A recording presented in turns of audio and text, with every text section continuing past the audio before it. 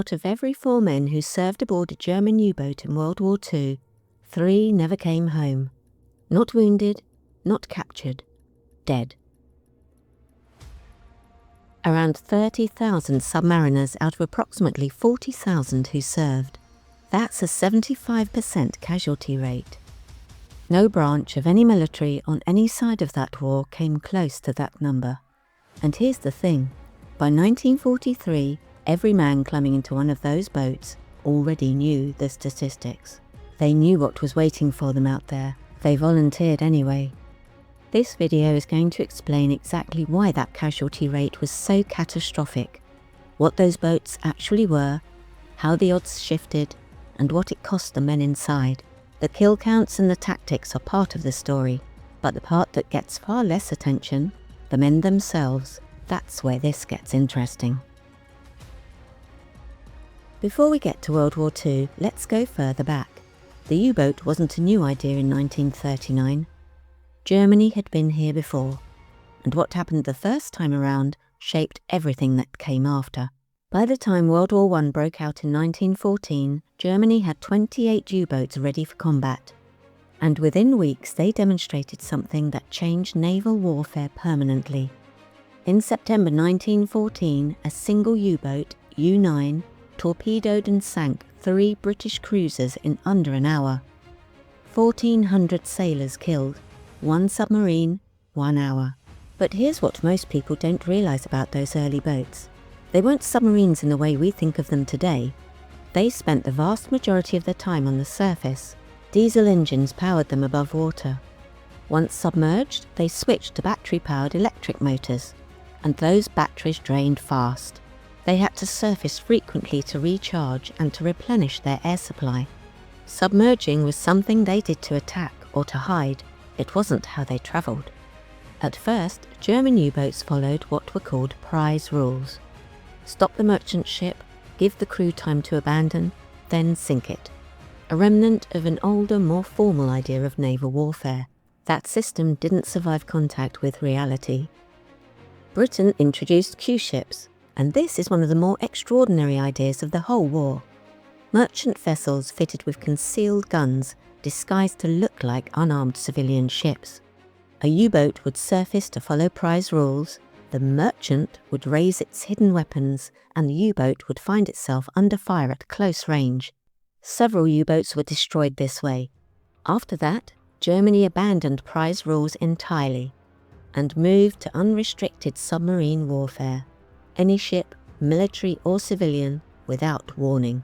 The consequences were immediate. In May 1915, U-20 torpedoed the RMS Lusitania off the coast of Ireland. Nearly 1,200 people died, including 128 Americans. The attack caused global outrage and significantly hardened American public opinion against Germany. The US didn't enter the war until April 1917, 2 years later, and for a combination of reasons. But the Lusitania was a moment that people did not forget. By the end of World War I, U-boats had sunk over 5,000 ships. The cost? 178 U-boats lost and nearly 5,000 German submariners dead. Germany lost the war, and under the Treaty of Versailles, they were forbidden from having submarines at all. That's where the story should have ended. It didn't. Germany ignored the ban almost immediately. Naval planners opened submarine design bureaus in neutral countries, officially building boats for foreign navies, unofficially refining every element of what came next. By 1935, Hitler formally rejected the Versailles restrictions. Germany would rearm, and Admiral Karl Dönitz, who had served in U-boats in the First World War, been captured and spent years working out exactly what had gone wrong, was ready. His answer was the Wolf Pack. Instead of lone submarines hunting independently, groups of U-boats would coordinate attacks on the same convoy simultaneously, overwhelming the escorts from multiple directions, before disappearing back into the Atlantic. It was a tactical idea built on the lessons of the previous war, and when it worked, it was devastating. The primary vessel was a Type 7 U-boat, around 220 feet long, a crew of roughly 45 to 50 men. It could cover nearly 9,000 nautical miles without refueling. In theory, it could dive to 750 feet. In practice, crews stayed between 300 and 500 feet. Even then, the hull groaned under pressure and leaks were common. Crush depth, the point at which the hull simply gave way, was something every man aboard knew about and tried not to think about too directly. World War II began in September 1939. On the very first day of Britain's involvement, U-30 fired on the SS Athenia, a civilian passenger liner. Over 100 passengers were killed. The German High Command claimed it was an accident. Whatever the truth, the message was already out there. This was going to be the same war as last time, with none of the restraint. For the first 2 years, Dönitz's strategy worked beyond almost any reasonable expectation. U-boats ranged freely across the Atlantic, and in early 1942, even along the American East Coast, where merchant ships were silhouetted at night against the lights of coastal cities that hadn't yet imposed blackouts. In 1942 alone, U-boats sank over 1,200 Allied vessels, more than 3 ships a day, every day for 12 months. The crews called it the happy time. They came back with kills, with medals, with the genuine belief that they were winning. That belief would not survive 1943. Before we get to what broke the U-boat campaign, let's delve into what it actually meant to be alive inside one. Because this is the part the casualty statistics don't capture. A patrol lasted 8 to 12 weeks. 45 men in a space not much larger than a mid-sized house, and most of that space was machinery, torpedoes and fuel. There were no private quarters except a curtained alcove for the captain. Everyone else shared bunks in rotation. When one man got up for his watch, another climbed into the bunk he'd just left, still warm. Fresh food lasted about a week. After that, tinned meat, hardtack, anything that hadn't rotted in the humidity. Water was rationed to roughly 2 litres per man per day for everything. Drinking, cooking, all of it. Bathing didn't happen. Allied sailors who boarded captured U-boats described the smell as something that hit you like a physical object the moment you opened the hatch. The crews had a name for the skin condition that spread through the boat from the constant damp. They called it U-boat rot. And over all of it, all the time, sat the knowledge of what a depth charge actually did. A depth charge detonating close enough would shake the entire boat like a tin can. Lights out, cork insulation raining from the walls, men thrown off their feet, instrument panels shattered, the boat losing trim, nose or tail dropping at an angle, and the crew with just seconds to correct it before the dive became unrecoverable. They called it a death dive. The hull compressing under increasing pressure, taking on leaks, compartments flooding, the steel physically contracting around them.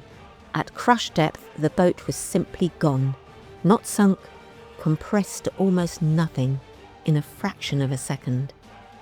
The alternative was being trapped on the bottom. Some U-boats were struck, lost power and settled on the seabed in shallow water.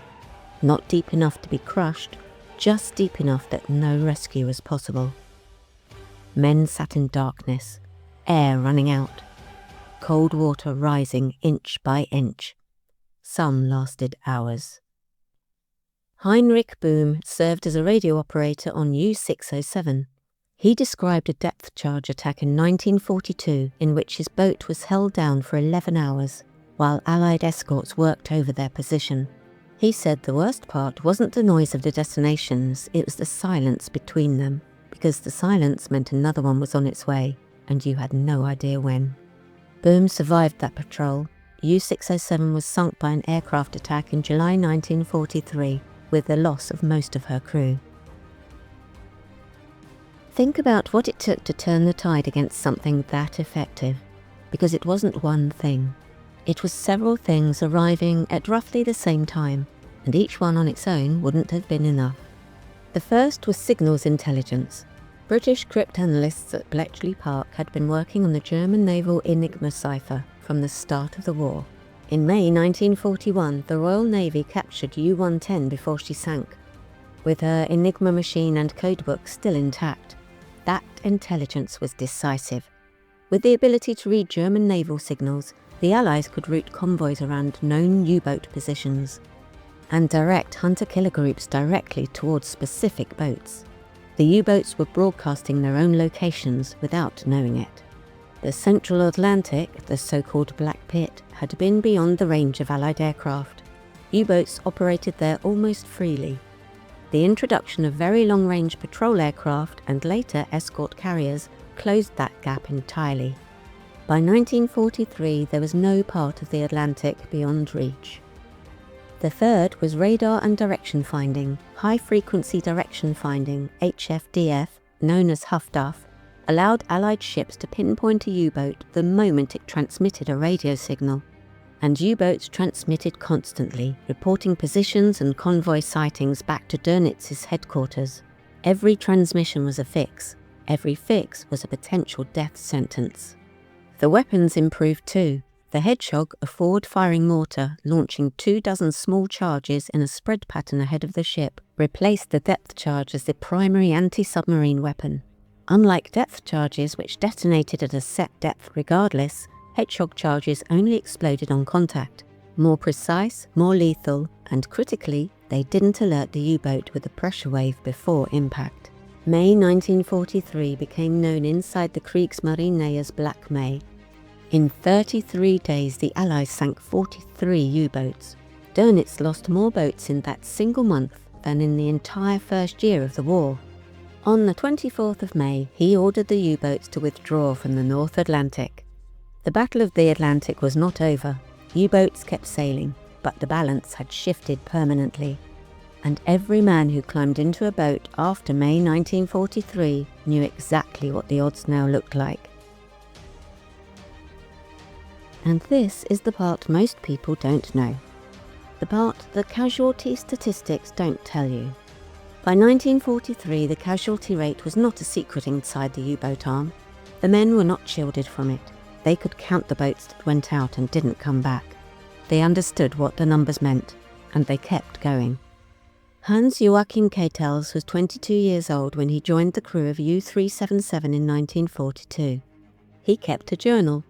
The entries from 1942 describe the tension, the boredom, the camaraderie, the particular excitement of early patrols. The entries from late 1943 are different. He writes about watching a boat clear the harbour and realising there was a reasonable chance he would never see any of those men again. U-377 was lost in January 1944 with all hands. Keitels was not aboard that final patrol. His journal survives. Werner Hartenstein commanded U-156. In September 1942, he torpedoed the British troop ship Laconia in the South Atlantic. When he discovered it was carrying 1,800 Italian prisoners of war, Germany's own allies, he surfaced, began pulling survivors from the water and broadcast an open radio message in English. Offering safe passage to any vessel that came to assist, he flew a Red Cross flag.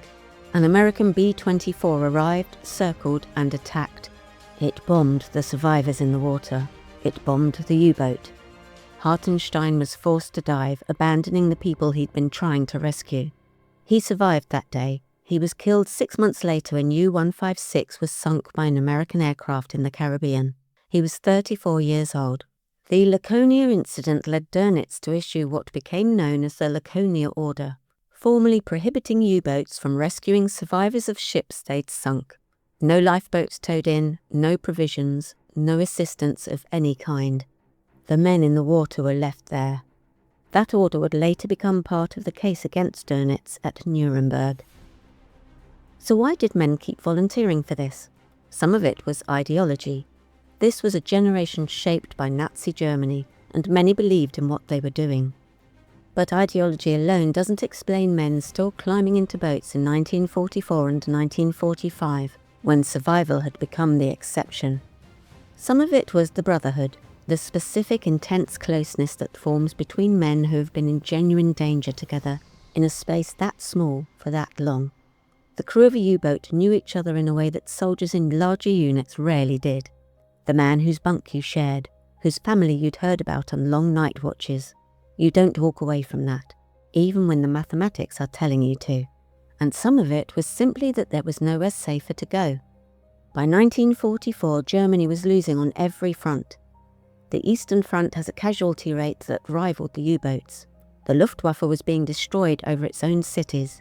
The men in the U-boat arm had made their choice and they were in it. Georg Hergel served as a radio operator through much of the war and survived. Interviewed decades later, asked about what kept him going in 1944, he said he didn't think about statistics. He thought about the men around him. You don't abandon the man next to you because the mathematics have turned against you. Germany surrendered on the 8th of May 1945.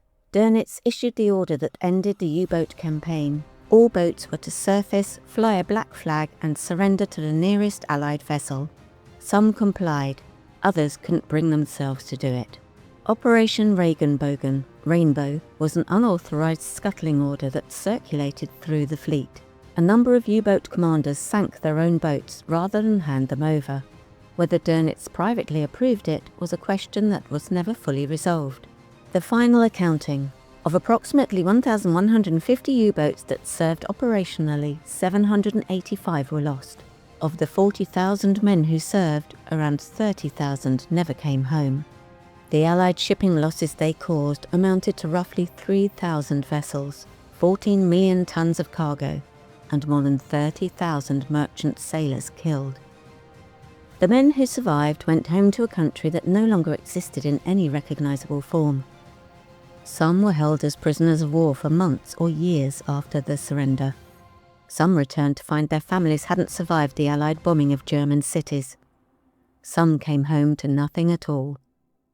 Herbert Werner commanded several U-boats and survived.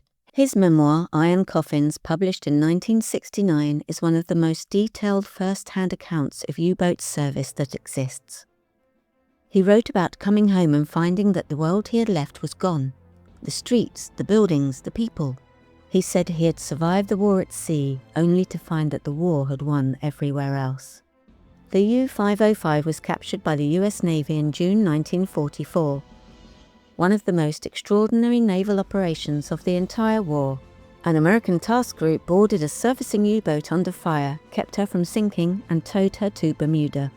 She is now on permanent display at the Museum of Science and Industry in Chicago. If you've ever stood inside it, felt the scale of it, the closeness, the reality of 50 men living and dying in that space for months at a time, you understand something about those 30,000 deaths that no statistic on its own can fully convey. 3 out of 4, not a calculation, not a strategic abstraction. 3 out of 4 of the men who climbed down that hatch and pulled it closed behind them never saw daylight again. If you have a family connection to the Battle of the Atlantic, a grandfather on a merchant vessel, a relative who served in the U-boat arm, or anyone who was there, I'd genuinely like to hear about it in the comments. If this is the kind of history you want, properly researched, straight to the point, and with human stories, subscribe for new videos every week. Catch you on the next one.